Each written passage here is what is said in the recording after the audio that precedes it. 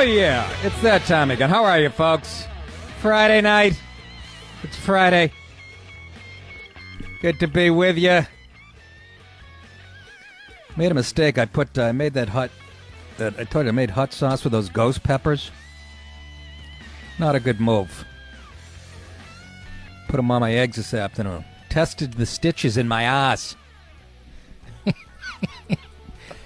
And everything's going right through me. I'm so depleted right now. I'm like a little kid in Nigeria chasing a water bug with a stick for lunch. I have no energy.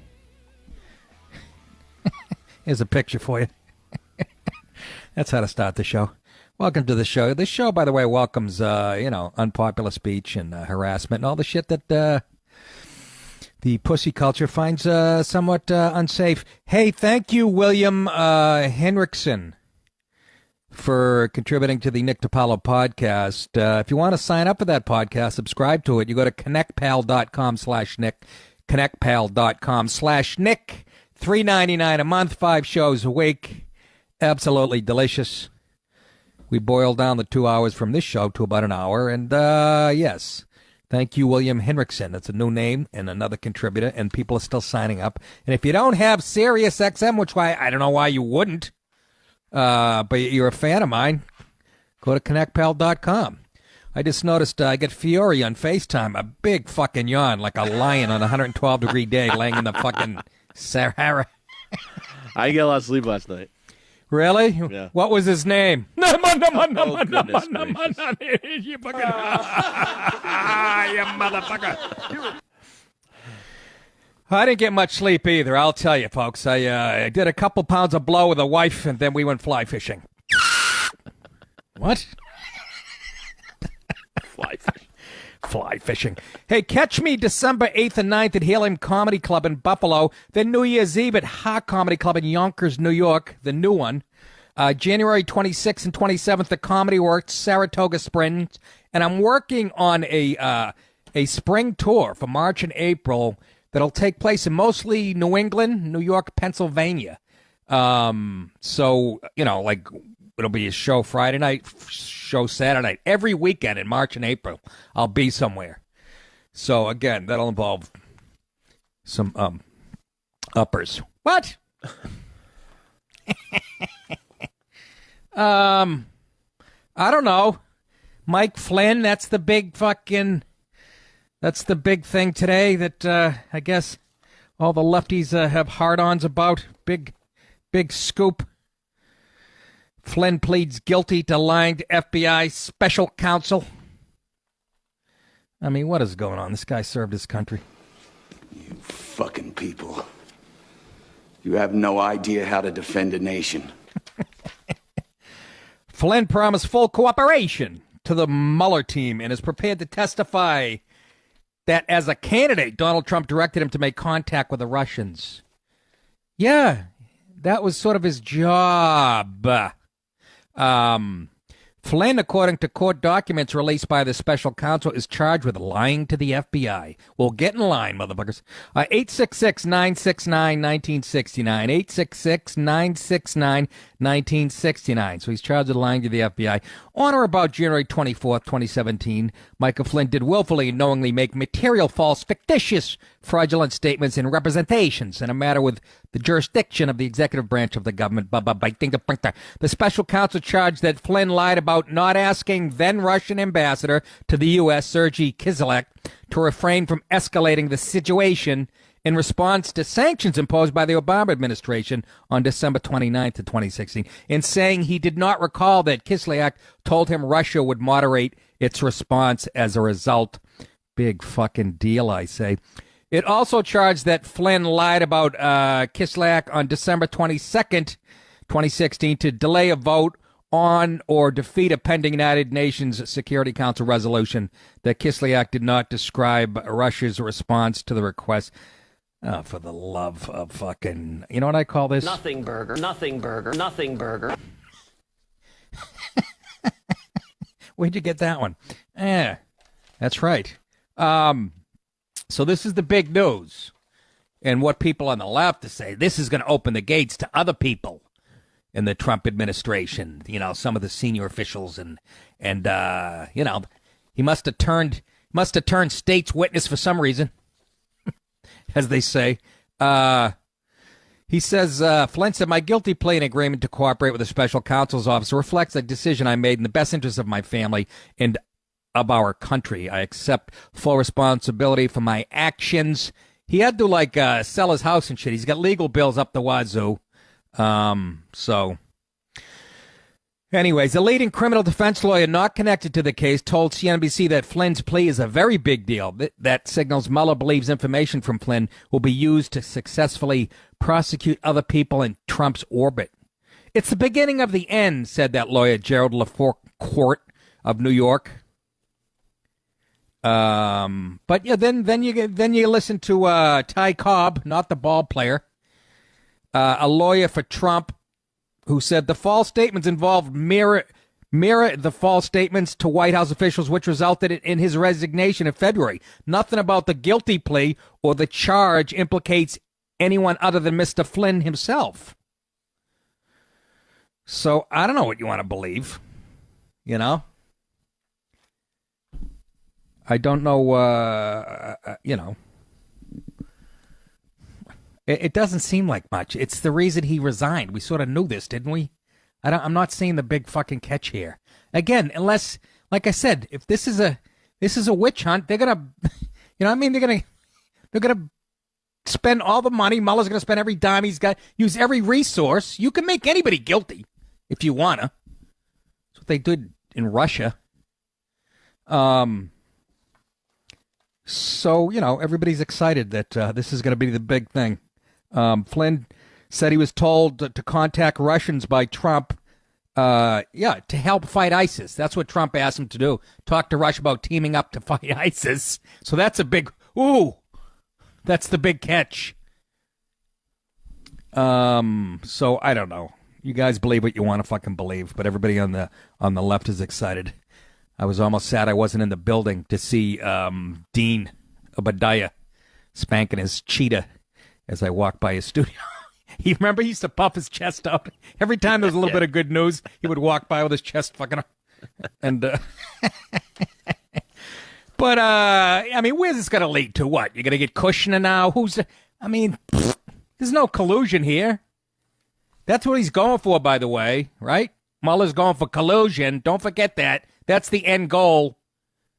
Not this horse shit. So, but you feel, a guy like Flynn served his country. Now he has to selling houses to pay for his legal bills, and if he did lie on, to the FBI, that's fine. Should be punished and whatnot. And that's all fine. Let's say he is guilty. How about the thick ankle twat who lives in Chappaqua? Are we ever going to investigate the thick ankle dog-faced pig for everything she's done? This guy spoke to a Russian on behalf of Trump, and he's in all kinds of hot water. Now compare that to what the thick-ankle dog-face did. When is she going to be thrown in cuffs?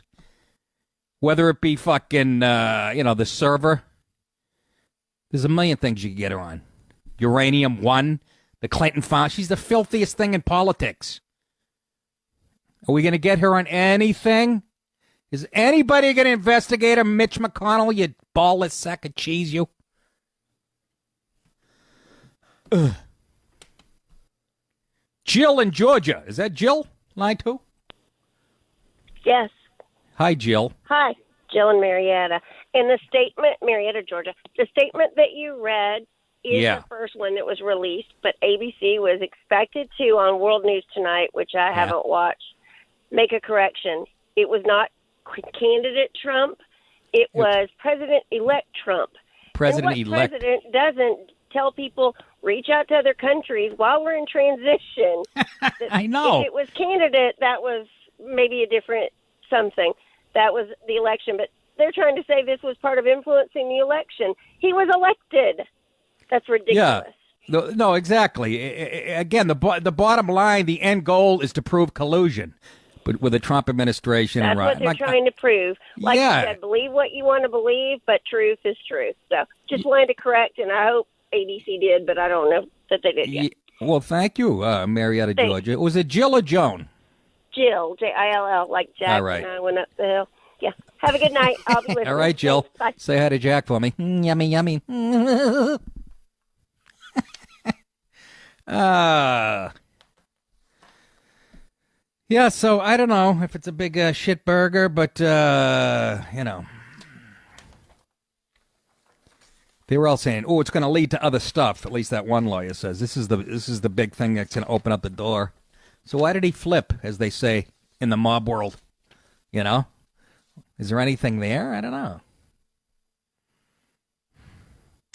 Yeah.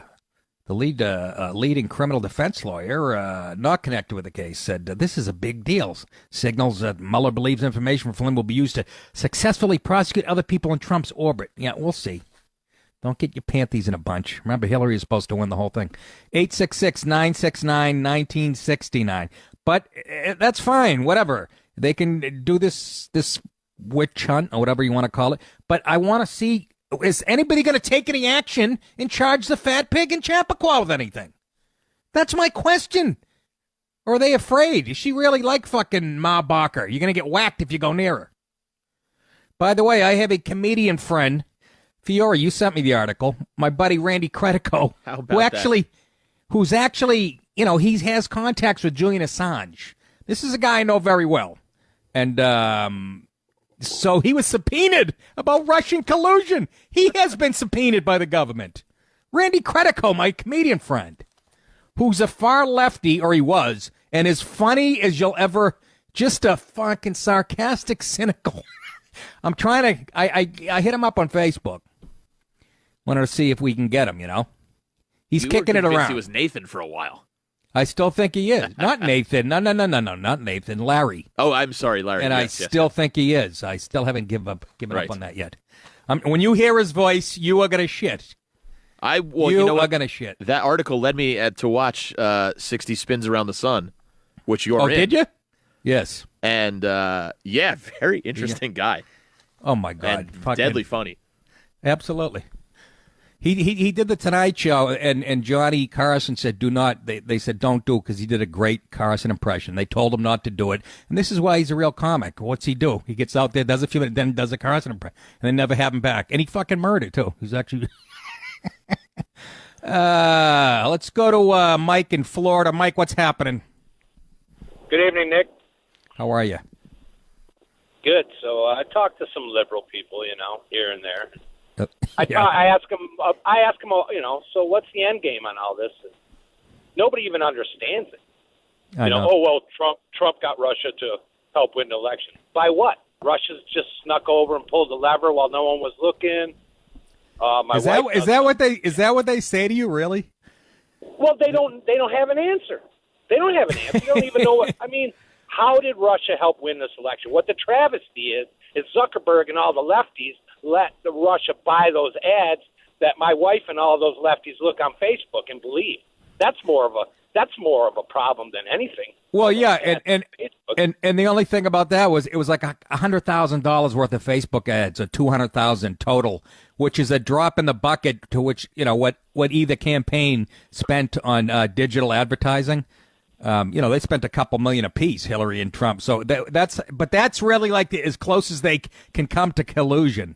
So it is pretty goddamn funny. I would say it's more illusion by the left than it is collusion by our side, because you ought to put that on a T-shirt, Mike. Going on here. Yeah, put that on a T-shirt and trademark it. What I really want to put on a T-shirt is, if I could quote the great Margaret, "Suck a dick." Everybody's talking about that call like it was Babe Ruth's, like it was Hank Aaron's 715th home run. A lot of comments about that today. Oh, goodness. Yeah, so they're getting all fucking excited, and this is just the tip of the iceberg. Ooh, okay. I don't know. I just don't fucking... He was allowed to talk to people, and I don't know. And how about all the unmasking they did? Remember Trump said he thought Obama bugged the White House and shit, and we found out that they unmasked a lot of people. Caught up. That story just went away, too. You notice that? It's just fucking bizarre. Very bizarre. Jose in California. ¿Qué pasa, man? How you doing, mi amigo? Muy bien. Nice talking to you. Hey, so they keep digging and digging and digging, and all the money that is wasted, it just gets tiring. You don't find it exciting and exhilarating, like a good soap opera, Jose? Not anymore. But you know, I got a bunch of boogers on my nose. Maybe they can dig there and they'll find some. Oh, Jose, holy moly! What kind of show are we doing here? What are you hitchhiking right now? I hear trucks blowing by at like 100 miles an hour. I'm selling watermelons and a motorcycle just flew by. Are you really? No. Oh, God. I wish that was true. Me too. All right, Jose. Well, I agree with you. They keep digging. They're wasting money, and they have a ton of money and a ton of resources. And people, they'll play along. I get friends on the left who are very smart people, and they're pretending that this isn't a fucking witch hunt and this nodding. And you know this, they're not fucking dummies, but it's important that they win, I guess. I don't know. I think it's all going to be a waste. I wish they give you and I the money that they're wasting on all this crap. You know? Exactly. I could use a few shekels. All right, Jose, take care of yourself and say hi to the 12 kids. I will. Nice talking to you, my friend. All right. All right. Let's go to Bill in Louisville. He's asking a question that I can't even understand. Bill, how are you? What's going on, Nick? Oh, not too much, apparently, unless you're Michael Flynn and anybody in the orbit of Donald Trump. Your door could be knocked on next. But what's your opinion on this, Bill? My question is, so let's say Flynn flips on Trump here. Maybe, yes. Tells the truth or even lies just to save his ass. Yeah. Isn't his credibility already shot since he's already confessed to lying once? Because, once a liar, always a liar, pretty much. I don't know how that works. I guess when you admit to lying, then you say when you turn state's evidence, as they say, or whatever, in this case, feds, then it's understood. You're under oath, and now you're going to tell the truth. But I see what you're saying. It would make you wonder. Hey, this guy lied once already. I don't know. Think a decent lawyer would be able to pick that apart. Just ruin his credibility, and then there goes majority of their case. Yeah, the fact that you stumbled on it and that I agree with it means it's probably wrong, and there's some lawyer right now laughing at it. Very true. Very true. One more question, Nick. Yes, sir. Well, it's not really a question; it's more of a statement. I think Nathan is that your? I think that's your friend Ron Bennington. Sounds a whole lot like him. That's like the fifth person that very said that popular opinion. Yeah, it's just. I haven't heard that. I thought that from day one. So I don't see that. Fiore, do you agree with that one? I've not seen that at all. He's doing a voice, but I promise you, it is not Ron Bennington. Okay. I think it's Gail, his daughter. Have a good weekend, Nick. Take care, Billy.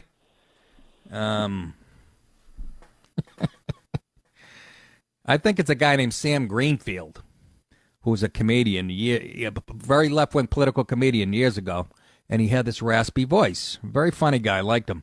Haven't seen him around forever, but the first time we heard from Nathan, that's popped into my head. And I swear to God, Larry is another guy that we already talked about on the show. I don't know. So are you excited out there, folks, that you people on the left, probably most of you people listening to me aren't, but is this as they say, a big shit burger? Nothing burger. I don't know. Still feels like a fucking witch hunt. Frank in New Hampshire. Frankie, what's happening? Hey, Nick, how are you? Pretty good. How you doing? Not too bad. Hey, I just got to thank you again for all the hard work you and everybody there is doing. I mean, it's a movement that's just moving. Things are going. But anyway, this guy, Joe Scarborough, what a piece of shit. How can we get rid of this guy?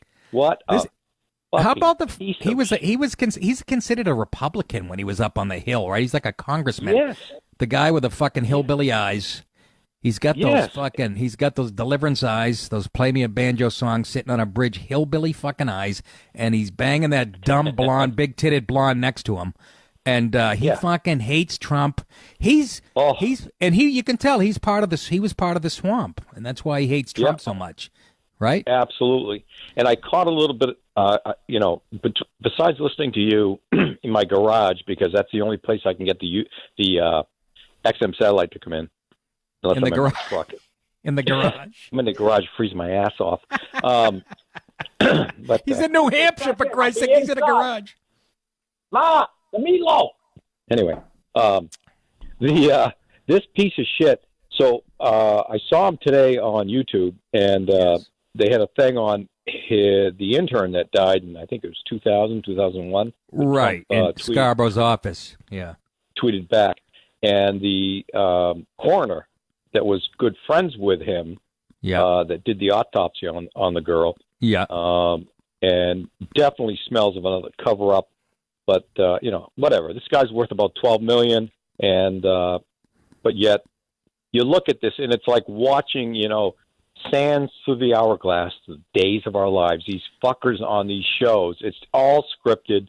It's a bunch of bullshit. Now, the girl they found in Scarborough's office, I thought I read they found Matt Lauer and Harvey Weinstein semen on her back. No? Yes, but the door was unlocked, okay? But the door was unlocked. Okay. Yeah. I'm sorry. Louis, we won't go there. I forgot. Louis, too. Standing in front of the door. Door is never locked. You just can't get out. But anyway, listen, I just think all these pieces of shit, and I got to say it, and I'm not blowing smoke, you have brought to the whole country and farther this everybody coming up and just standing up and listening and saying, hey, you guys are full of shit. Everybody knows these people are full of shit. And it's people like yourself and others that we just got to keep this going. And got to keep it going. I don't know if it's the whole country. My last show I had 11 people, but there is a movement. It's growing. I was there. I actually had good numbers. Actually. All right, Frank. You guys are great. Take care, man. Enjoy the garage. Watch out on the way out. You don't catch your shit on that fucking snowblower. I'm working on it now. Thank you. All right. Later. Yeah, no, the show, the show's, starting to catch, did good numbers, Sure, I was a mile from my house where I grew up, but Lexington was good, and I don't know. As I like to say to my crowd when I'm done with my set on stage. I want all of you to enjoy your cake. So, enjoy. I don't know why I love that so much. Let's go to Dave in Pennsylvania. He said, what happened when they impeached Clinton? Exactly. What did happen, Dave? Fill me in. Well, the big witch hunt that we had going on, which cost money, taxpayer money. But the same thing's going to happen. Are we going to remove the guy from office? And by the way, you're a breath of fresh air. You and Anthony killed me. So, yes, we have a good chemistry, me and Anthony. Awesome. But, I don't know what their end game is, but in the end, it's just going to cost you and I our money that, certainly rather put it on the highways that I got to drive on every day. Yeah. And is it just impeachment, or they fucking want to, why don't they go all the way and throw Trump in jail? Right. I'm sure. There's probably some charges we're not even aware of that they're making up. But it's sickening when I think of Robert Mueller or whatever, because he's best friends. He's with Comey and shit. It really is this incestuous fucking just a horror. D.C. really needs to be douche of all these people. All of them. Yeah. I mean, they got Clinton on, obstruction of justice and perjury. Yeah. In the end, what are they going to get him for? He didn't do anything against the United States. No, he didn't. Like you said, they're not pulling the lever. So, but I believe there's a statute. You can't use a girl's pussy as an ashtray inside the D.C. Limits. Nice. All right, Dave. All right. Have a good night, sir. You take care of yourself now. Good to hear from you. Hey, when I come back for the second segment, I'm sick of talking about Flynn and shit because it's just the tip of the iceberg. We don't even know anything yet. That all I can see is a white sheet of paper, Andy, when you do that. The lighting. To read. Huh? Okay. All I see is you go like that. That's what I say. It's hard. For the love of Christ. Hey, when I come back, I want to talk about the NFL, came to an agreement with the Players Coalition to give him $89 million to those various bullshit social justice fucking make-believe horseshit causes. Let's wipe out racism with a check from Goodell. Okay, let's do it. Fucking morons. Anyways, we'll talk about that because one of the guys instrumental has broken away from that Players Coalition. Eric Reed, he was one of the guys kneeling down next to Kaepernick in the original. So he thinks it's all a charade what the NFL is offering. And I want to touch on that because, again, it's just another segment of the society that hates America and hates this country and sees that it's racist and whatnot. And on and on and on it goes. So when we come back, we'll touch on that. And later on, I want to talk about Evergreen State, the school up in Washington State that we've talked about on the show before. They want to allow white people on their op-ed page. 866-969-1969. Back after this. Seasons are with her. Seasons are with her. Oh. That song, that showcases his voice the best. I think he was smoking 12 packs a day, but he had that fucking smoky, raspy thing. Anyhow, let's get back to the show, shall we? 866-969-1969. Call me. You're probably in your car. You're already texting and cutting and pasting and shit, so... See people looking down at their phone. I see these commercials telling you not to text and drive and shit. They show the person look down at the phone for like 5-6 seconds. I see people looking it down for about a minute and a half in front of me. Balancing it on their fucking knees. They have a coffee on their shoulder. Sandwich on their other shoulder. Something in their hoodie. I mean, Jesus H. Christ. 866-969-1969. Just to touch again on the NFL thing, which is beautiful. I don't know if Kaepernick realizes how he porked his own teammates. Well, they're not his teammates now, but the players. He thought he was doing a good thing. Let me tell you something. When those seats are empty at those stadiums, you know how hard it is to break the NFL, something that's successful. But when those seats are empty, that means the owners are taking it in the pocket, and that means the players are going to take it in the pocket. So this whole thing's backfiring beautifully, is it not? But the NFL, like the typical white establishment spineless fellas, they, on Thursday, which was yesterday, had come to an agreement with the Players Coalition. It's a dangerous coalition to donate $89 million over 7 years to various social justice causes. Well, let's never mind the fact that they employ fucking 90% of the 90% of the league is black. That's not enough, and they're all millionaires with a third-degree reading level. But that's not enough. $89 million over 7 years to various social justice causes. The deal represents the NFL's largest contribution to a social issue, surpassing that of salute to service or breast cancer awareness / crucial catch. I don't even know what that is. What is that, a fund that they put towards guys that get STDs? What is it? One of the players that publicly left the Players Coalition earlier this week said Thursday that the report is misleading. San Francisco 49ers safety Eric Reed, he was one of the first guys to kneel down during the national anthem, along with Kaepernick. He called the deal a charade, said the NFL may be moving some of the money from salute to service or breast cancer awareness into the social justice cause thing. So what? What do you give a shit? Quite like a bitch. What do you give a shit where it's coming from? It's 89 mil over 7. It's nothing to sniff at. Who cares if they're moving it around? You just can't please them. You just can't, Goodell. You big dope. This is what you get for giving in. Now you're getting bitch slapped. Yes. So he says, so it would really be no skin off the owners' backs. They would just move the money from those programs to this one.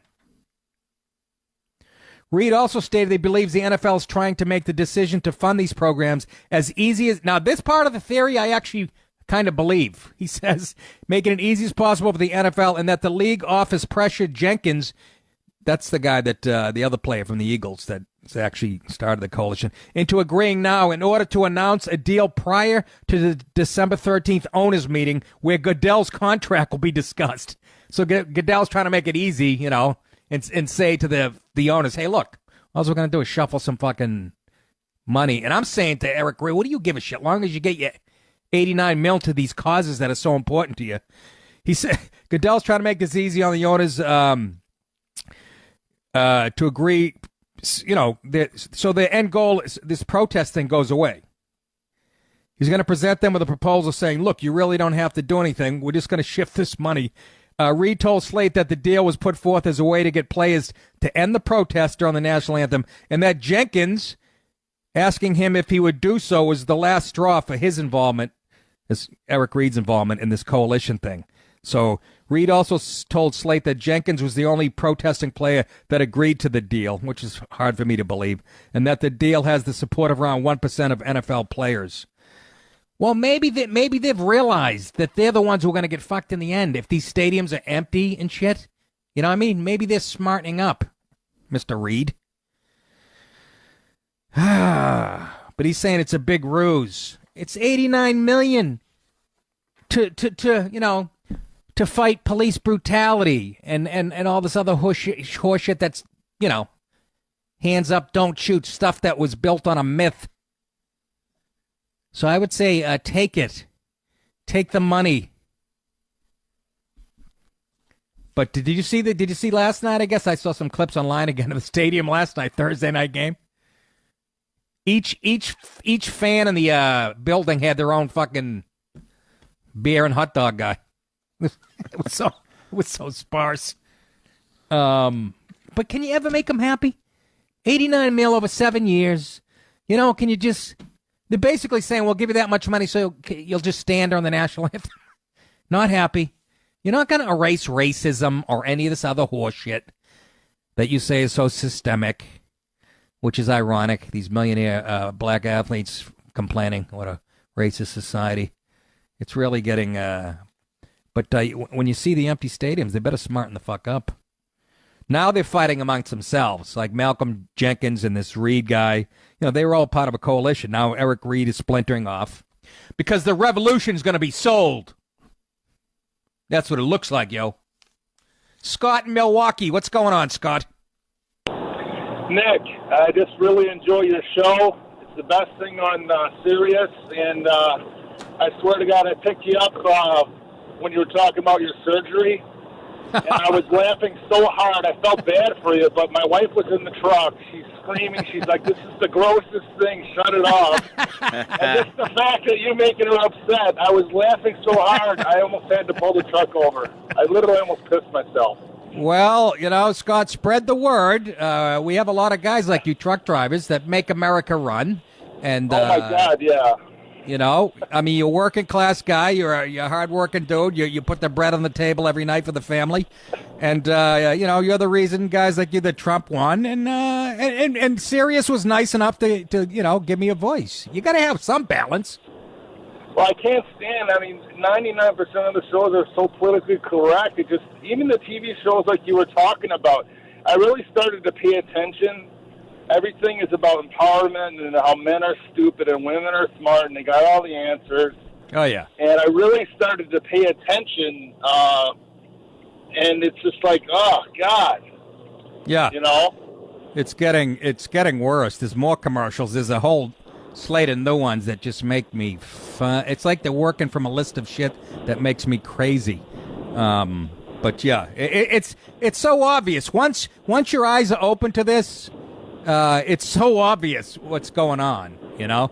But I used to argue with my. I never really paid attention, you know, until you know, and it's just like, you know, you know. Yeah, well, that's what I'm here for.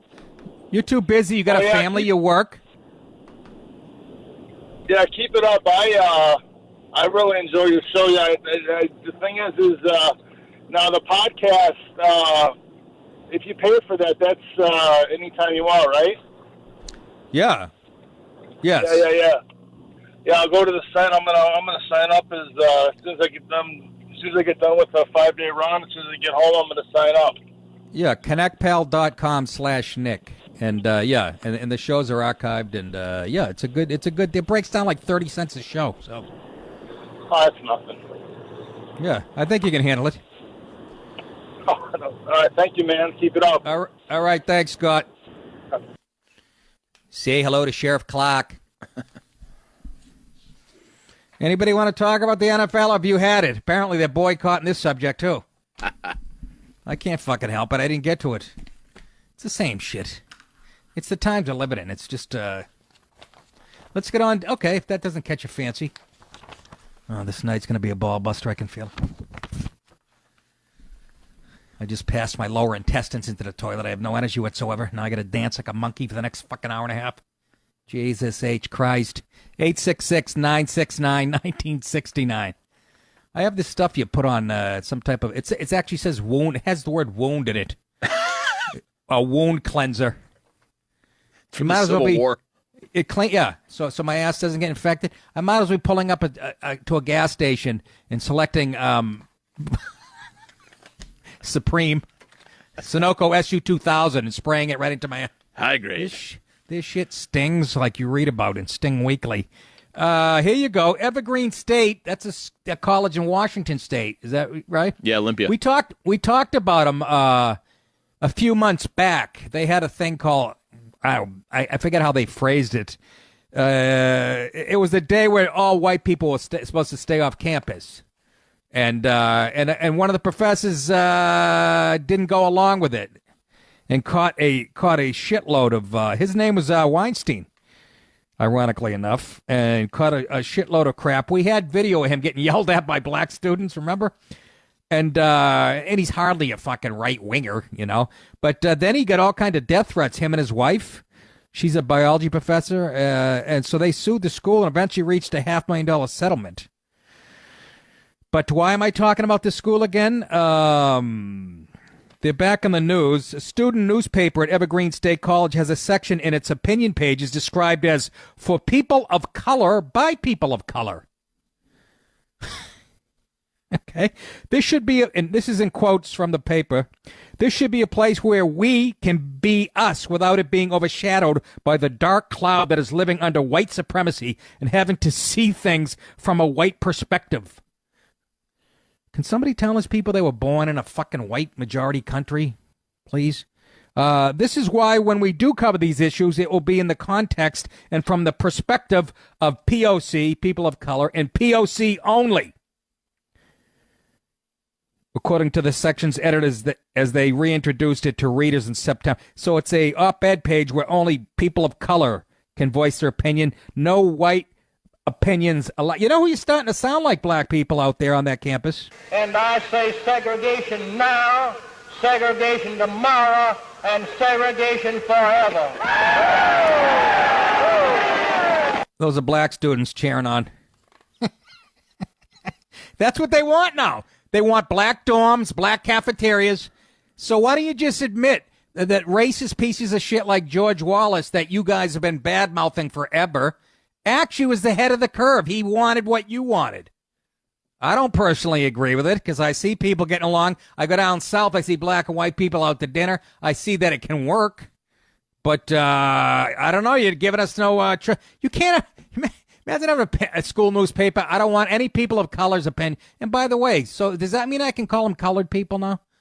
They're referring to themselves as people of color. So you are now, for this article, you're colored people. Makes sense, does it not? Dear white people, I'm quoting from the paper. Please take a step back. This isn't brown people answer white people's questions hour. We're asking specifically for submissions from people of color. The section's editors added in their September intro, as being told no seems to be a difficult concept for some of y'all. I wait your emails about the Irish, how the term white fragility is mean, and how we need to view people through a colorblind lens. Just LOL, it says in parentheses. You'll be 100% you will 100% not get a response. If you're a white person, you write. Ugh. Can you imagine that they can fucking say this shit? Oh, my God. There's something wrong with the black man's mind. There's something wrong with his mind.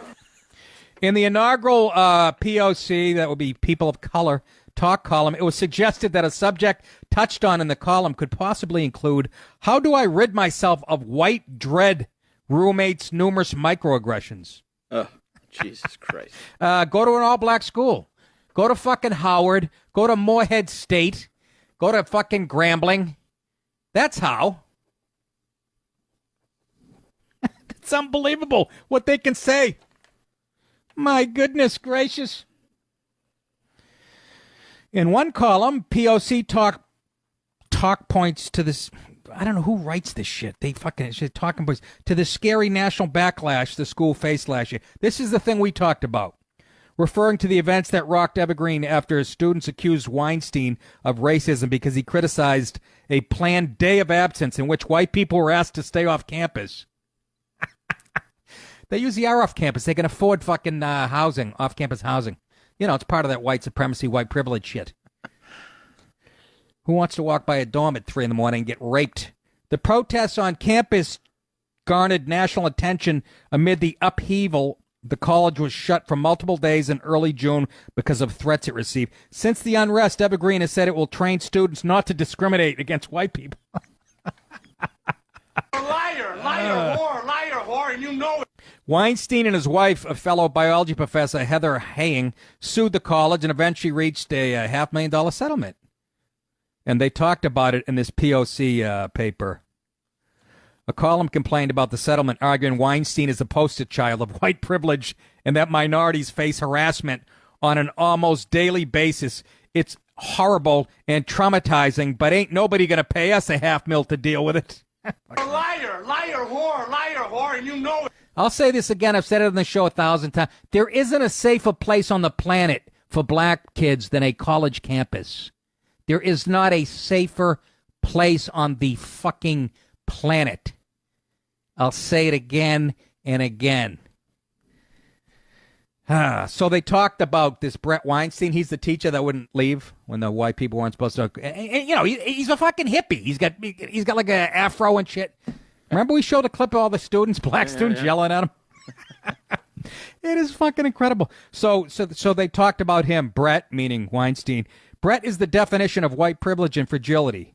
The fear and danger he and his wife felt they were exposed to was only the slightest sliver of what people of color deal with on an almost daily basis. What are you fucking afraid of? This country couldn't be more black friendly. I just did a story where the fucking NFL is going to give you $89 million for some shit social justice fucking cause that nobody really believes in. The fear they were experiencing is not unique or even new to those of us who face backlash by fact of our mere existence. What the fuck? What are you talking about? What the fuck? Go ahead. Cry like a bitch. Oh, my God. What are they?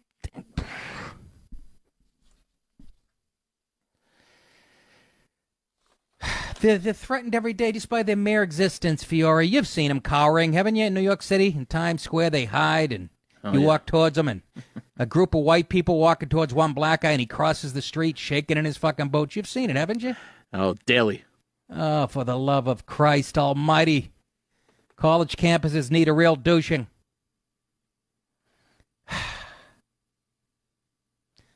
Let's go to Jojo in Staten Island. He's got a rhyme for us.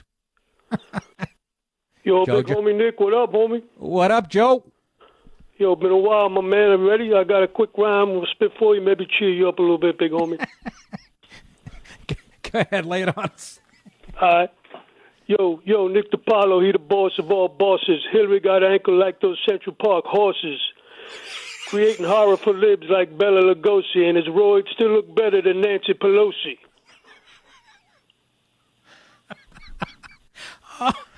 Okay, he just used Bela Lugosi and Pelosi in a fucking. Okay, that's laying it down, back, JoJo. Big homie. Bringing it back, Big Nick. Oh man, doing keep your it coming, thing, big homie. Can we have one of those a week, JoJo? What's up? Can you hit us with one of those, at least one of those a week, please? Yo, for you, anything, my man, you got it. I love Be it, back man. next week, big homie. All right, JoJo. You stay right, brother. All right. Peace. Just a white man living in a black man's world, you know what I'm saying? Hey.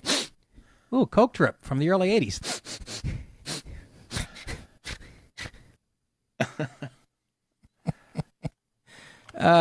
David in Kansas City, something about Trayvon Martin's dad's tattoo. David, what's the tattoo? He got, I don't know, I saw it on Instagram and Anthony retweeted it today or on Twitter. He got a picture of his jackass son, but he's got the headdress from King Tut around him, and he got that on his back, supposedly, trying to say that, you know, his son, he could have been a king. You know how they always say, we was kings. Well, but yeah. That's the tattoo he got on his back. I said on Tough Crowd, when I was on Tough Crowd once, somebody said Patrice O'Keefe, I don't know who it was, somebody black, it might have been Paul Moon, but about the culture there from Kings and Queens. And I said, yeah, fucking Burger King and Dairy Queen. That's what you'll find behind the counter. It might have been a little racist, but, you know, it was a comedy show. People laughed, and it was just a joke. What am I going to do? It's not racist if they say it. It's just racist if we say it. I understand that there's a double standard that we have to live by, thanks to some shit that went down a couple hundred years ago, and my parents are from Italy, so we had nothing to do with it. Nobody's alive. Nobody's alive on either side that had anything to do with any of it, but we still got to listen to all this fucking nonsense. I know. It's true. So, we got exactly right. All right. Take care, David. Yeah, you too. Have a good one. Let's go to Billy in Los Angeles. Billy boy, what's going on? Hey there, Nick. What's going on? Oh, I don't know. It's a bad day for Flynn. You know how much I love your show, Nick and Larry 2020, but this just thing from Evergreen State, I can't listen to your show. I get enraged every time I hear it. You're not getting enraged at my take on it. You're getting enraged on the actual story. Oh, God, yes. I mean, do these fucking idiots not realize that by saying people of color and white people, they're the fucktards promoting racism? They don't. By dividing people... No, by dividing people up into class and color and whatever, you're allowing racism to exist because you're quantifying people based on the color of their skin, and then that will mean I can put myself higher than you and higher than them and higher than them. That's right. But instead, shouldn't we be just called the fucking human race? And I know I'm taking that from a couple of professors who are very smart, God bless their soul. But shouldn't we be saying we're humans? We're not white, we're not black, we're not Hispanic, we're just fucking humans? I don't even know if some of them are humans, and that goes for white of all colors. Like I said, Bill Hicks, one of my favorite things he ever said, we're a virus with shoes. When you watch the internet and you see people being beat, 8 people beating up a guy in his late 80s and shit, I'm like, okay, you want to call him human? I'm not. I say rat race. Rat is I think rat covers it. No, I think Agent Smith in The Matrix said it best, and you said it right. Yeah, we're a virus. Agent Smith in The Matrix. Another movie I haven't seen yet. It looks like it took too much thought. I love the series. Thank you, Billy. All right, have a good night, Nick. All right. Last good movie I saw in a theater, you guys might have seen it, a great movie called Chitty Chitty Bang Bang. Oh, that's a good one. With Dick Van Dyke. Sure, it was 1971. My Uncle Ernie brought me. Let's take a break, and yes, the phones are lighting up because everybody, again, you don't have to be white, black, whatever. You can be of any to find these double and triple standards because it doesn't apply to, all people of color. Obviously, they don't go, but enough of them go along with it where white liberal jerk-offs in power feel the need to play this up. And guys like the guys at the NFL fall for it and whatnot. But it's identity politics. The Democrats have it down to a science, and they've gained much capital. Political capital doing this for the last 40, 50 years. And it's taken root. And the dummies are starting to outnumber the people who get it. So it's really enraging, like Bill said. And also, when we come back, I'm going to talk about Walmart's in the news. They had to get rid of a T-shirt that people found way too offensive. I found it right on the fucking money and on the bottom shelf for $6.11, right under the 1,000 malted milk balls. 866-969-1969. Back with the second hour right after this. Hi.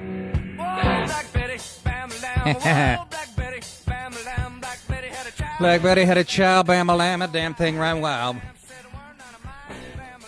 How are you, folks? Welcome to the second hour on a Friday night. What are you doing with yourselves out there? Anything? Huh? Nothing? We were discussing Evergreen State, whatever it was, and the nonsense to have a paper where only people of color opinion is welcome at the school newspaper.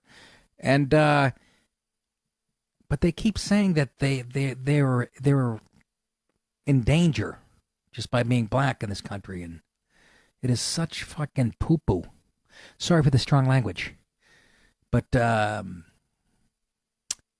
yeah, identity politics is it's they have it down to a science on the left, and it flourishes on college campuses. And George Soros wants us at each other's throats, and like I said, and I've said it before, and I noticed mostly when I first started doing comedy, and I go down to Atlanta and North South Carolina, and I'd see people, black and white people, out socializing together, and I still don't see that much up here in the Northeast, where everybody, tells everybody that's exactly what we should be doing. But college campuses, I mean, clamoring for black dorms, and I'm telling you, if you want, George Wallace was called a racist when he was clamoring for this shit. Do you want to go back and try it? Should we try segregation? That's the question. Should we try segregation again? Because it's not working right now this way, according to a lot of people. I don't know. Let's go to Sean in Old Canada. Sean, how are you? Sean, you dropped. Sorry. Oh, for Christ's sake, Sean. He must have saw a puck roll by. What kind of hockey reference is that? Call back, Sean. Let's go to Anthony in Dublin, Ireland. Anthony, how are you? Evening, Nick. How you doing, all right? I'm doing fine. I think there's too much attention paid to these fringe elements in college. Like, if you think back in college, there's people that want to be part of a group. And I don't think even a lot of these SJWs even believe what they're in. They've probably gone to college from a new area trying to reinvent themselves, and they join whatever group they think. But it's very easy now for the fringe elements to get out there and seem to be that this is the idea that everybody has. I don't think many people think the way half of these college head cases are. Like, there's always been fringe head cases every decade going back in college, and then 10 years later, they've got kids and a mortgage, and they're happy little capitalists, and it's all over. Yeah, but the fringe is the mainstream on the left now. What used to be the fringe is the mainstream. It's like looking at a small minority and saying, look, they're right, that's what everyone should think. I don't think if there's as many of them really even believe what they're going on with. Like especially in the younger crowd, half of them there could be just there to try and impress someone and get laid. They probably don't even believe half the stuff, Well, no, that's true. There was some of that back in the day. You're absolutely right, but it seems... there was people saying we needed communism back in the 80s, and Thatcher was going to kill us all and do horrible things, Like, she was no saint, and I'm no fan of her, but, there was doomsayers always. But just back then, there was no Twitter. They were only in their own little college newspaper. That's now why... it's put out there, and... Yeah. Lazy news as well. They go to Twitter and Facebook to get their news, and just they could be trolled so easily as well. Yeah, but that doesn't mean they don't believe it. They ingest it and they believe it. The lie has become a fucking reality in this country when it comes to race and white liberals. It couldn't happen unless white liberals enabled these people. And it's definitely live on college campuses. I agree it used to be fringe, but it's not anymore. They just did a poll. 1 in 2 millennials wants to get rid of capitalism and would rather socialism. That was just, I've seen that a couple times. So, free speech. What the hell is that all about? Like turkeys voting for Thanksgiving, that was, It's Oh, craziness, you know. Oh, I don't know, you know. But I think 10 years from now, like, and they're going to have shame when they're trying to be normal people, and it's all out there because of Facebook. Your past ridiculousness will be there for, you know, your shame. You know, could be a big industry wiping up people's shame. I'd say 10 years from now, from what they did, you know. Well, you know what, Anthony? 10 years from now, we're all going to be black because Kim Jong-un is going to drop a missile, like right in the middle of this country. We'll all be charred. Then we'll all get along.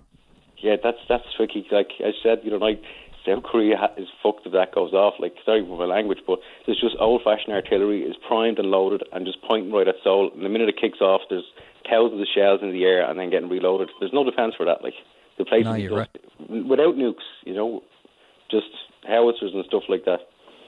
You know, that's true. Anyway, I won't keep you any longer. All right, Anthony. Good to hear from you. Always good to hear from you. Okay, night. All right.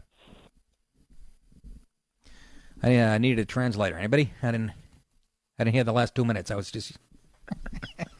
I love that accent too. Yeah. Just not on the phone when I'm talking race. But you know, he thinks it's like a fringe thing. But no. It's becoming mainstream. I mean, come on. We have something called the Black Caucus up on the hill. You know, this is when, you know, you start to put on a few. I haven't worked out since I had the ass cut open. Me neither. Right melon. Yeah, I'm wearing sweats right now, and those are tight. Okay? The string is cutting into me. I mean, for the love of Christ.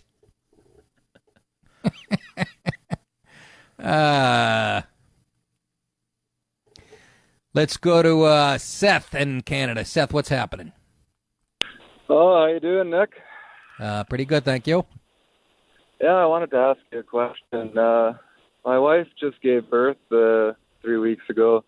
She got all stitched up, and I was wondering what the best way to go about it is to ask her for a blowjob. I don't know. Skype? I don't understand. Why can't you ask your wife for a blowjob just because she had a baby? Well, she's all emotional. She just had a fucking kid, and she, you know. Get her in a headlock. Do what the Latinos do. Choke her out. Go ahead. All right, I will do that. She's all emotional because she just had a baby and she doesn't want to give you a blowjob. I don't even understand. Well, fuck. Have you? What is she, 11? Yeah, pretty close. But have you had a kid or what? Yes, I have 2 kids. I left them at the mall about 7 years ago. And I said, Daddy's gonna go get you a soft pretzel. You guys stay right here, and I never came back. These fuckers are still crying. Your old lady gave you a fucking head when she popped one out? Oh, Christ. Your old lady would give me a head no matter what. Oh, okay. Well, yeah. I'll put her in that headlock, bud. I'm kidding. I got no kids. I don't even have an old lady. I have a life partner named Kevin. He's got a nice ass. I met him at the Y. Yeah, Kevin must give good head, though, I bet, eh? Seth, I can't help you. Just tell her, listen, it's been a while. I know you get the baby. You're a little emotional. But, look, I put some cheese whiz on it. Now shut your yap and let's get down to business. All right, bud. Okay, thanks a lot, man. All right, take care, Seth. You bet, bud. And after you approach her with your penis out, you say this. I want all of you to enjoy your cake. So, enjoy. Those are for the 5 people watching. I'm looking at the list there. One of them's an alcoholic, another one I can't understand, and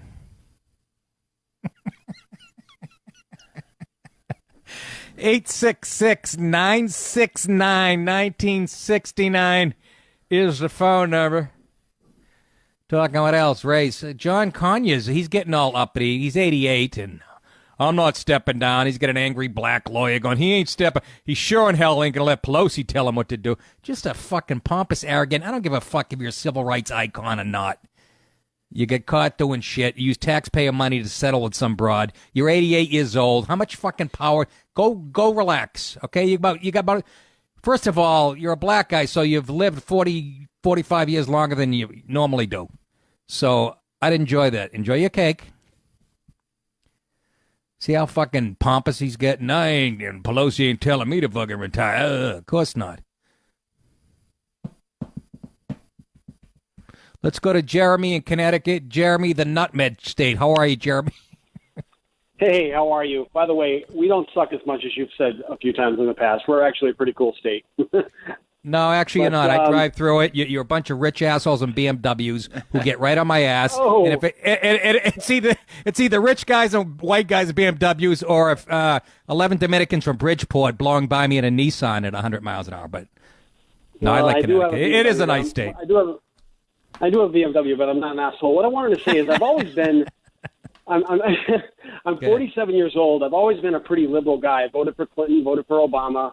Idiot. I know, fine, fair enough. But I feel like I'm getting resentful now towards the left. I feel like there's been an attack on the family structure, an attack on the white male, the 25 to 55-year-old white successful male. Yeah. I go to work now, and I have to tell you, I've had the same job with the same company for 21 years now. I don't say a word. I don't have any friends. I go and I do my job in my office, and I go home because I'm scared to death to say anything. And I was never like that.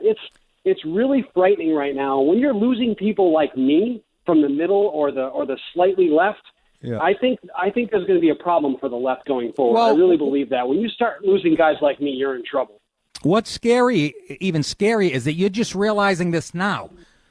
When guys like me have been saying this for 20 fucking years, how anti-white and anti-male messages on commercials, sitcoms, Hollywood, that's been the fucking message. And it couldn't happen without white liberal people enabling some of the fucking hateful fringe left. But, where you been, man? That's a fair point. That's a fair point. However, I think what happens is until you get to my age, and I'm a husband, a father of 3 boys now. Oh, all right. You start to look at everything and say, wow, it's deteriorating, me as a person, and I've not really done anything wrong to anybody. I'm nice to fucking everybody. And you're now lumping me in because I'm a clean-cut white guy. I'm a fucking asshole now. And well, you know what? Really pissed me off. I hate to kick you when you're down, Jeremy, but you fucking helped this happen by voting for twats like Hillary and fucking Obama, who nobody believes in that shit that more than they do. So, but here's the thing. Jeremy, here's why I cut you some slack. Because you know what? You're a dad, and you got 3 kids and a wife and a family. You were busy doing the right thing. So you don't have time like me, an asshole like me, and comedians have a lot of time. We can take this stuff in, read about it, watch it on TV. But I'm dead serious about this. I got sisters with families and kids that work their ass off. They don't have time for this shit either. So, but I'm glad. I agree, and I feel glad you came around. Even with all this sexual assault stuff, and I know that they're creeps and scumbags and all that for things that they've done, right. But boy, it seems to really be a lot of white guys, and I don't know. I'm just saying. No, I guess I'm so paranoid now from being pushed to that side so much and alienated so much by people that I've protected and tried to be nice to my whole fucking life, and now I'm looked at like I'm a prick because I have a decent job and a decent home. And I fucking shave once a week. You know what I mean? Yes, yes. It really I suggest. And I feel like it's unfair, and I feel like I've been alienated by the people that I've supported for a large part of my life. Well, yes, you like I said, you contributed to their fucking stupidity, but now it's never too late to make the change and vote them out of fucking office because they're horrible. They've been about this for a long time, the Democrats. Since I was in my 20s, I started to notice it. I'm like, Jesus, every white guy's a moron in every commercial. You notice? Fucking. Yeah, I have. It's and the nuclear. I appreciate you, man. I appreciate you taking my call, man, and I listen to you all the time, and I really enjoy your comedy as well. So thank you very much for your time. Nice talking to you. Take care. All right. All right. There you go, though. There you go. That guy was a solid, like you said, a little left of center, which is fine and shit. And they're losing him.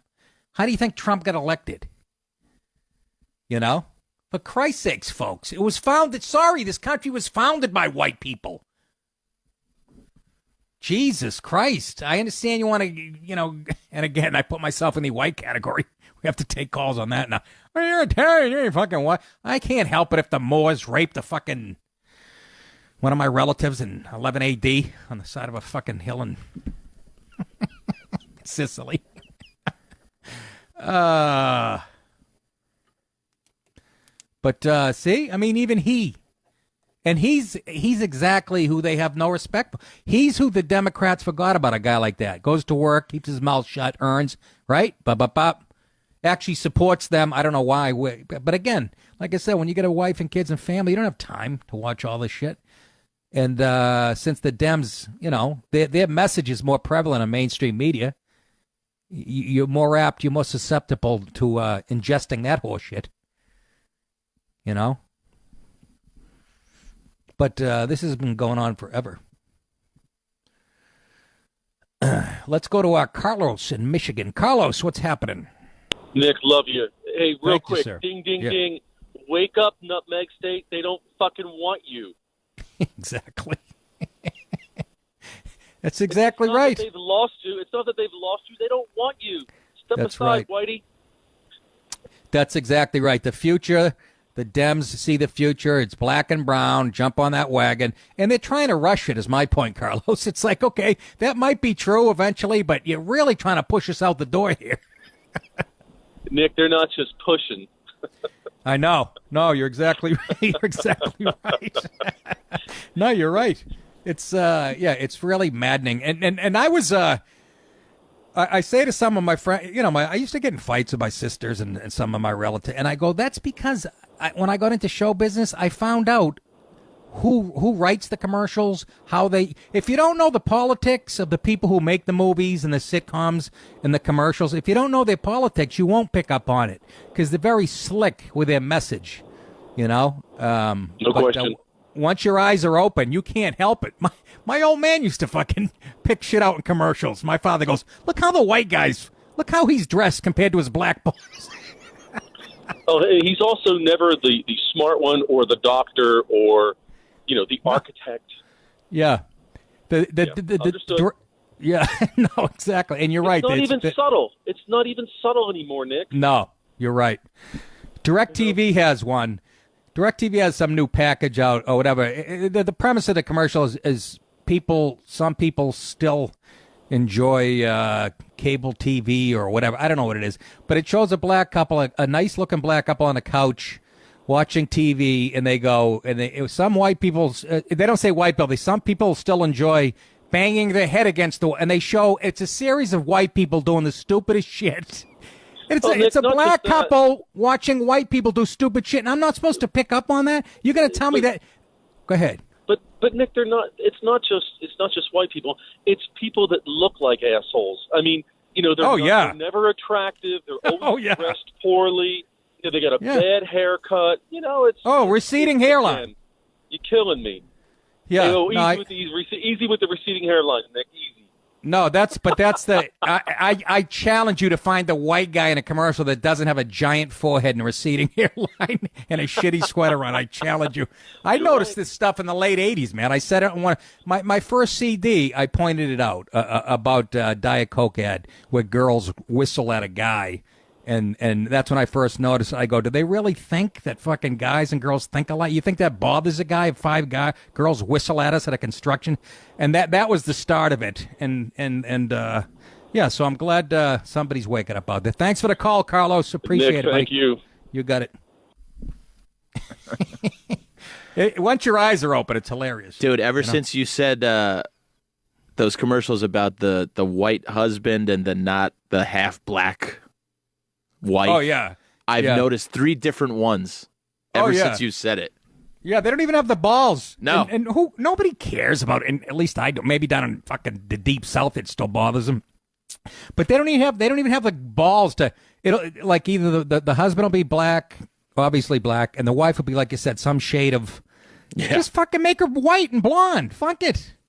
They always they sort of hedge their bets a little bit, But it's been going on for fucking ever. I had another point I wanted to make. God damn it. About the commercials. But it's going on for a long time. Go back and watch the film Philadelphia, too, by the way. If you want to see the most politically correct. There's literally a scene, Tom Hanks is a lawyer, he gets AIDS, but there's literally a scene of like 5 white guys in their 70s in a sauna making gay jokes and shit. Like 5 crusty businessmen. It's just so fucking over the top.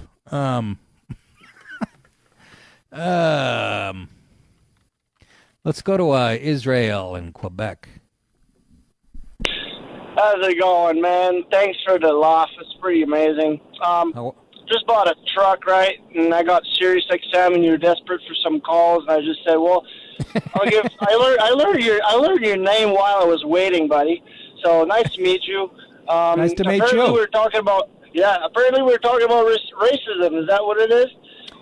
Yeah, we're talking about, political correctness and the double standards of what people of color can get away with and how, it's infiltrated commercials, movies, and Hollywood is run by ultra-liberal people, and then this is how they see the world, and some people are just catching on now.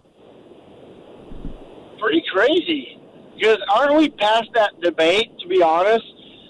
No, we're not. No, we're not actually. In this country, we shouldn't be wondering. We shouldn't be asking ourselves the question between white and black and blue and red. It's not like we're past it. I'm surprised to hear that right now. I mean, of course, I'm not coming from the United States. I'm from the east of Canada, so I am a minority myself, right? I needed to learn English at some stage. That was me being a minority out west playing hockey.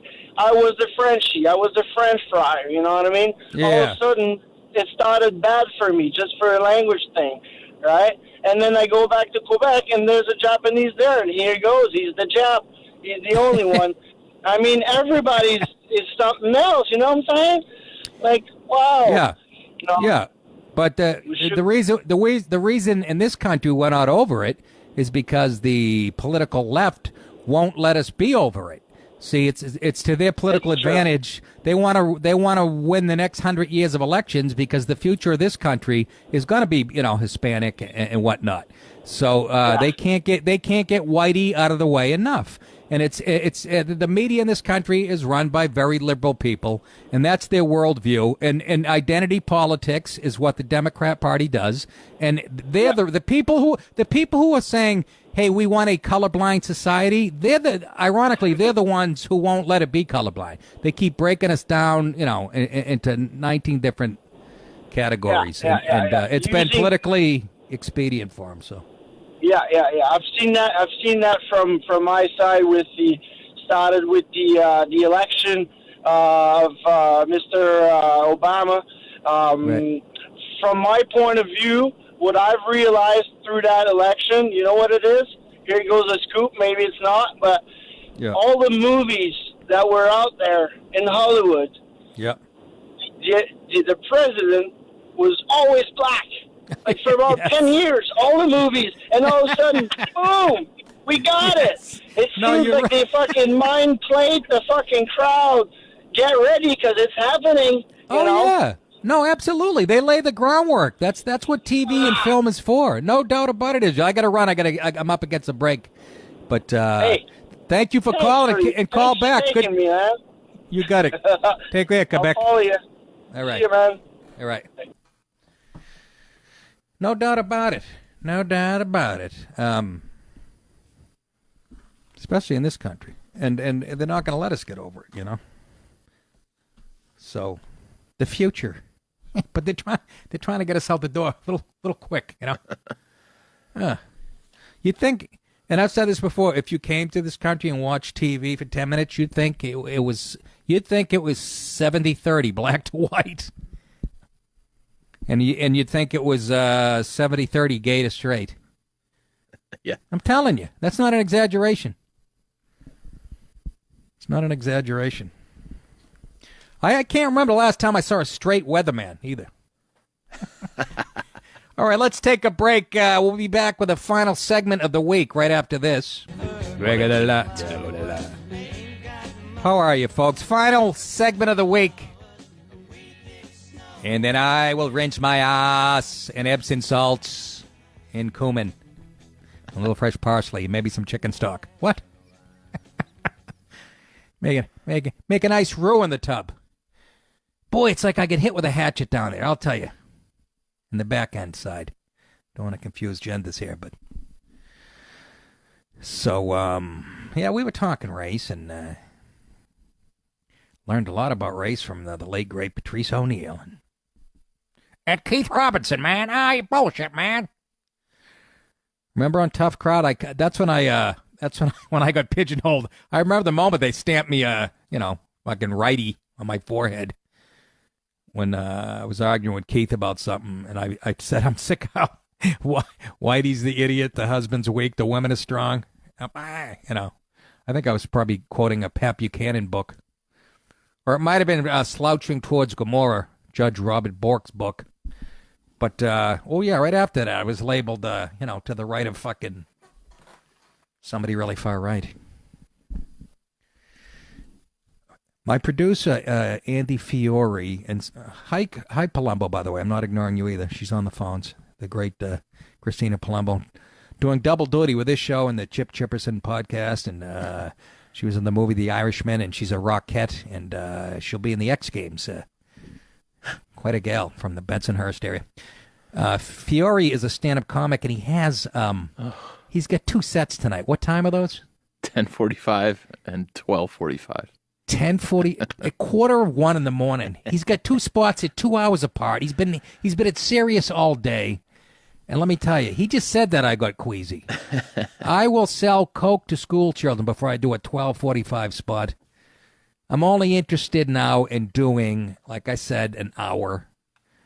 I can't do those 12, 15-minute things, and I'm sure it'll reflect my act eventually. But I want to do 1 show a night.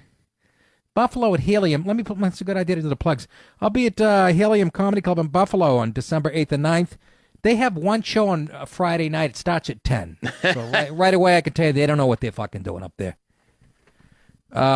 Great club, by the way. I've been there many times. But I'm just saying, no show should start after 8 o'clock on a Friday night. No show. I'm guessing the Sabres might be. The club is like within stone's distance of the Sabres rink. I'm guessing they... Yeah, they play the games all the time and let people come in and watch. And what's better than 12 guys that just came from a hockey game to sit down and listen to some fucking subtle dick jokes. But I'm there 8th and 9th, and Buffalo's always been good to me. New Year's Eve, I'll be at the Hot Comedy Club in Yonkers. And January 26th and 27th, the Comedy Works in Saratoga Springs, New York, which is run by Tommy Nicky, one of the hardest working guys in the business, who is helping me with this tour that I'm talking about come springtime. This guy thinks outside the box, and by that I mean he doesn't like girls. What? You can't. This guy's like 6'5", 270. He's got hands like catcher's mitts. I would not fuck with this guy unless I had a weapon. So we were talking about, race, and, like Greg Fitzsimmons fucking goes. I saw him on Twitter, and I still like him. I don't get mad, but something happened to the nose, and he goes, yeah, this is the stuff like DePaulo and Cumia get upset about. White guys are oppressed. He so oversimplified what I think when it comes to race. It was fucking enraging. Still like Fitzsimmons. I would still do his podcast, but I will elbow him right in the fucking forehead when I sit down. I will dry gulch him, and then we'll get the show started. But he's a fucking good dude. But again, he's a lib. Grew up in Tarrytown, New York, and I don't know what it is in the water here. It's ingrained in him. I understand it's a multicultural fucking place you grew up in and shit, but you guys have lost it when it comes to race and how to perceive. Colin Quinn's the only one that has his finger on the pulse. We'll talk about Quinn. I'll go, Quinn. I'll call from the road. He's like, where are you? I'm like, Youngstown, Ohio. I go, give me the racial makeup. I'll go on the computer, and he'll be within 0.01% of how many Cherokees live in the area, what the Asian population is, what the black every state, this guy. And then he'll give you the history on why people don't get along in the south end of Chicago, and fucking hilarious. Chuck in North Carolina says, here you're giving out blowjob advice. Yes, Chuck, I am. Lick, I'm down here in the fucking hotel in Atlanta drinking crown and smoking weed, and I turned the goddamn radio on, and somebody's asking you how to get their old lady to suck their fucking dick. Yeah. Goddamn, I didn't know this was Dr. Phil hour, or what the fuck.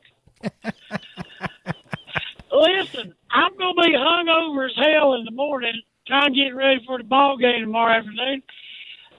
Tell me how to ask the maid for a blowjob in the morning. Well, you got to learn Spanish, number one. I don't know if these bitch chicks are Spanish or not. It's a goddamn fancy place, man. Goddamn. Oh, I'm going to be fucked up tomorrow, too. Hell with it. What game you going to, Chuck? I'm going to Auburn and Georgia and Atlanta at that big old fancy goddamn Mercedes Stadium or something. That place looks unbelievable. That place looks beautiful. Yeah. What pisses me off, I bought a goddamn $2,000 goddamn ticket, and my son, he's a goddamn lawyer down here, some goddamn place that's got 10 goddamn names in front of it. Got me a goddamn free pass to some booth place down there with free liquor and everything, and I got a $2,000 ticket I can't do a goddamn thing with. Yeah. Eat the motherfucker, I guess. Oh, my God. I wish I was down there. God, that is the best game tomorrow, and there's a ton of them. That you are seeing the cream of the crop, and I hope you don't pass out before halftime, Chucky. I would give you the goddamn ticket if you come down here, man. Hell. I can't. I have to help my friend get a blowjob from his wife. He doesn't know how to ask. And I tell you what, all you do is goddamn say, will you suck my dick? And goddamn, it's either yes or fucking no. Here you go, Chuck. It's that simple. All right, you go back to that Crown Royal. I got a bunch of calls backing up here. Keep your powder dry. All right.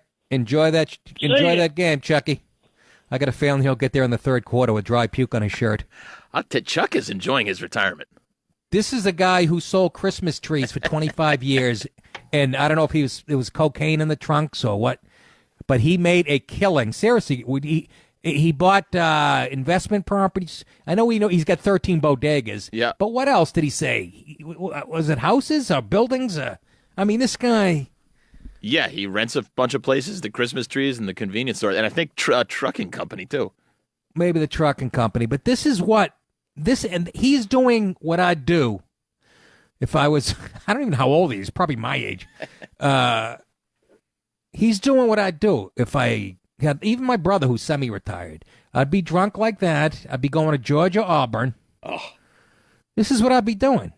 I might even sucker punch the mascot after the game, get on the news, it'll go viral, and I'll throw up my Christmas tree ad. Well, this guy, every time he's called in, his blood alcohol has been 0.78, which is 11 times over the Kentucky limit, which is fucking frightening. Yeah. So, what's this? Oh, I'm reading. Larry in. No, I want to go. Yeah, Larry in Wyoming. Go ahead, Larry. Hello, Mr. DePaolo. How are you tonight? Very good, thank you, Larry. How are you? Well, I'm not doing as good as Chuck. God, Lord have mercy. That guy, Christmas trees. I didn't know there was that kind of money in Christmas trees. Yeah, a guy come up from Florida and bought all the trees for millions just to leave them there and then take them to Florida and sell them. Because he lives very close to me where the wife lives in Carolina. Oh, and okay. all of the trees go to Florida from there. I mean, it's a really big business sending trees to Florida, seriously. And now's the time of year where that. Yeah, but Chuck doesn't have to do it. The guy from Florida owns the trees. He does the shit. Chuck's already sold. And he gets to keep the land. That's the beauty of it. He gets to keep the land. And he owns the trucking company and all that. I mean, Chuck's got it going on. He's a self-made man. I mean, hard-working guy. He just plays hard, too. God love Chuck. God yeah, bless that is an American dream right there. It's exactly right. It's exactly right, Mr. DePaolo.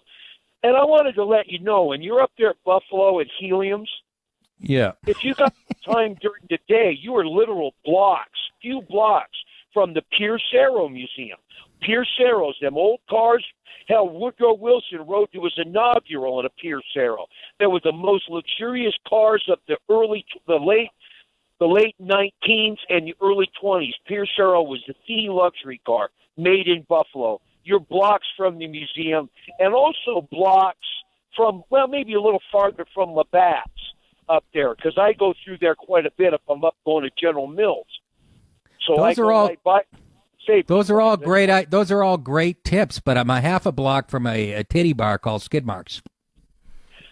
Well, I don't know if I'd want to go to a place named Skid Marks. I have bad, I'm a truck driver, okay? I've got what you got cured, and I know what skid marks are. I don't want to go to a place called that. It's like you don't drink at a place that sells pickled pig's feet. If you go into the bar and they've got a jar of pickled pig's feet, get out of there. You got no business being in there. You got all that stuff on a pig to eat, and you want to eat the feet? Really? You know what the feet walk in? And you're going to go, yum, let me at them hooves. No, you're right. I went into a place like it, and I saw it, and I said, I go, pickles pig's feet, and the guy goes, that's a fucking fetus, dude. Imagine right next to the bowling trophies behind the bar, there was a little fetus. I made a lot of stuff when I was drunk, Lord have mercy, but I have never in my life ate the friggin' pig's feet. Kiss my ass. I don't care if I'm on the verge of passing out. I might be out. I don't think you can put a pig's foot in my mouth. Fuck you. I don't think it's going to happen. All right? So, you see that, get out of there. All right. How the hell would you know? Can I just ask you, Larry, you really are a wealth of knowledge. The breadth of your knowledge is amazing. How would you know about that museum up in Buffalo? Jesus H. Well, I drive by there to go to General Mills. For crying out loud. What do you do? You're in a different state every day of your life? Well, no, I'm on a western swing. We're on our way back to Carolina. We're on our way to eastern Carolina. We was down in, I got over to Salt Lake, Ogden, went over to Salt Lake, put the truck in the shop, and it was broke. For a low, I had oil change and a couple of tires, steer tires, and the power steering was screwed up, so they had to send it to the dealer. Well, the company asked me if we wanted to work, so we went down to Denver and recovered a truck. What a fiasco. And we just got back with that back over to Utah, and now we're back in Wyoming going across down our way to Carolina. We got to be in Carolina Tuesday. And then I'm going to see the wife, and, it's time to go see the wife and say hi and work my ass off and come back out here and relax. All right. Well, we're glad to hear from you, and I might take you up on that Buffalo tip because it's limited. And what kind of car was that again? Pierce Arrow. They were the luxury car of the first part of the century. A Pierce Arrow, made in Buffalo, New York. And it's little blocks. I'd say from the stadium. From the Coliseum where the Sabres play, it's maybe 6 blocks. Okay, it's right there. All right, I'll check it out. Yeah, plus there looks like some real interesting, neighborhood stores, to grab you some groceries, neighborhood restaurants, those ones with a lot of character, maybe not good groceries, but a lot of character. So you might want to put your hands to get some local eats. I know exactly what you're talking about. All right, Larry. Take care of yourselves. Paolo. All right. We talked about Patrice. One of the callers reminded us Wednesday night was like the 5th anniversary, and we played him cracking up. But I got to play one of my favorite Patrice bits now. Here we are. Like to winding down the end of the week here. Last segment. Here's the late great Patrice O'Neill talking about his love of animals. I get sick when I see animals suffering, and I know that's contrary to popular belief somehow. Somehow it's spread out that black people, we hate animals. We can't stand dogs and cats, and I don't get it. That's the news doing that. Because they only show dudes that hate dogs. Like when the Vic stuff was happening. What do you think of Michael Vick and the dog? They just show, every dude they show is like, dogs, man, fuck dogs. I'll drown a dog in a bucket right now. Give me a dog. Where's the dog at? I'll kill him. I hate dogs. And then they'll show a white woman tongue kissing a dog in the mouth just to prove white people love dogs. And then they go back to him and he's mad. Look at this dirty white bitch tongue kissing.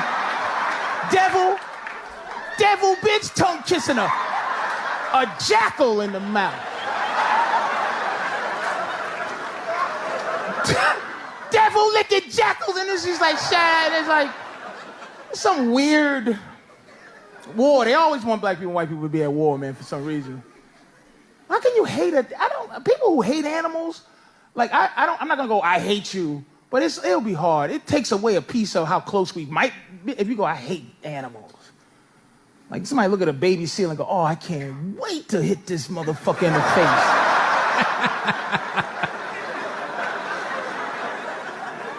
fucking hate baby seals, all cute. Oh, fuck you looking at, baby seal? Like,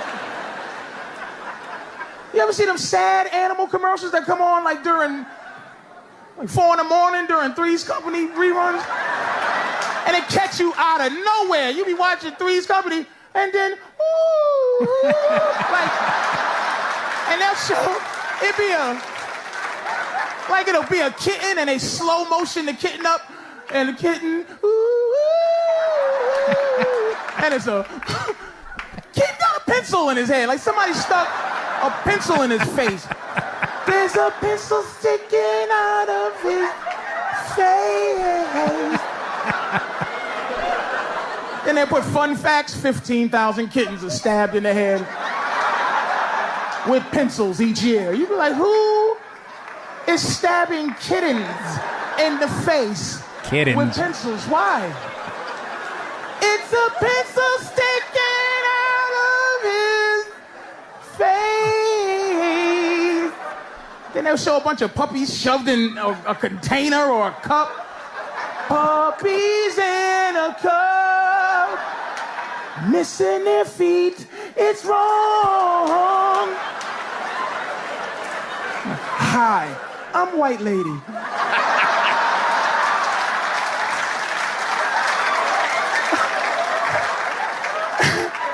I'm here to say niggas probably did it. Fuck you, bitch, jackal, kissing hoe.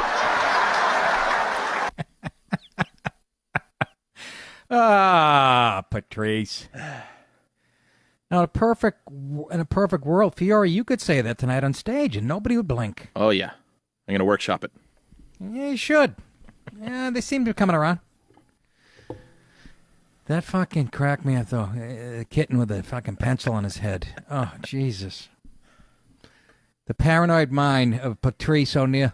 Well, he goes, contrary to popular belief, because the news spreads it that black people hate dogs. I'd never heard that. Sorry. That's one I had never heard. I know the Michael Vick thing. We all heard about that.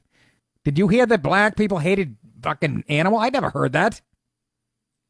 Come on, Fiore. I'm talking to you. No, I did associate. Where the fuck did he get that one? He's right. Michael I associated a lot of dog fighting with black guys. Well, that's right. Dog fighting. But not them fucking, not black people in general being cruel to pets. I never, he goes, it was spread by the news. Well, yeah, the Michael Vick footage was up there for a while. That might have swayed some people to think like that, but I never, that fucking black paranoia. Yeah, the news put that out there. We fucking, what the fuck you looking at, baby seal? Oh, my God. Peter in Ontario says his son used to be a lib, and then he finally woke up and smelled the fucking Jabba. Right, Peter? That's right. I love the show, by the way. Thank you, American sir. politics equals Canadian entertainment, but we love it. Exactly. But, yeah, during high school, my son was all liberal, loved the left, and gotta love the causes and this and that, and we'd go back and forth a little bit, and I would tell him, well, look at the logic of it, and, look at the reasons for this and that, and he'd always argue from emotion. I says, well, question everything, but look for facts. Fast forward, he's in university, and he's a big Bernie guy, and during the whole primaries, he called me up and says, Bernie won the state. How is Hillary getting all these electoral college votes? He was pissed. Says they're rigging it against him, and then I says, well, dig deeper. So he dug deeper, found out what Hillary was all up to, and the Clinton Foundation, blah blah blah. And he was pissed, and he said, I can't believe what they're all up to. He says, I quit researching with my emotions and researched with facts. Says, yeah, so now he's big conservative. Do you think that happened to, you think he might be an outlier? Did that happened to a lot of kids who were, I bet you he's probably an exception, a lot of those Bernie kids. I know they turned on the Democrat Party, but they probably didn't turn conservative like your son did, right? No, well, we're Canadian, so of course we can't vote in your election. But he said we got relatives in the States who were Bernie supporters, and they said they voted Trump simply because they could not see her win. It was an anti-Hillary vote. I see. Well, that's good. I'm glad he came. I'm glad he. But where is your son? In Canada or in the States? No, he's in Canada. He's in Carleton University. And then the other part that upset him too, because he was always telling me, well, the liberals are trying to prove a point, so they go by exaggeration all the time, and you know, it's not as bad as you conservatives are saying. And then he gives me a call and he says, well, maybe you were right after all, Dad. They just removed the scales from the weight room because fatties are triggered. Yes, I remember reading that story. He says, if they're fat and the scales are scaring them, shouldn't they be triggered? I want all of you to enjoy your cake. So, enjoy. Exactly. Pete, I got to run. We got a minute left of the show, but tgoing always good hearing from Canada. Hey, yeah, thanks, man. Keep up the great work and take care of that ass of yours. I will. I'm going to rinse it in some Labatt's. All right, that is it for the week. Fiore, have a good time at your 2 sets. Thank you, sir. Good week. Jesus Christ. That's a lot of fucking, I don't know. Palumbo, thank you very much. And all the callers, obviously. Who were the guests this week? Anthony Comia. It's always easier to remember who the guests were. All right, kids. I will talk to you on Monday, right? Yes, sir. All right. Take care of yourselves. Bye-bye.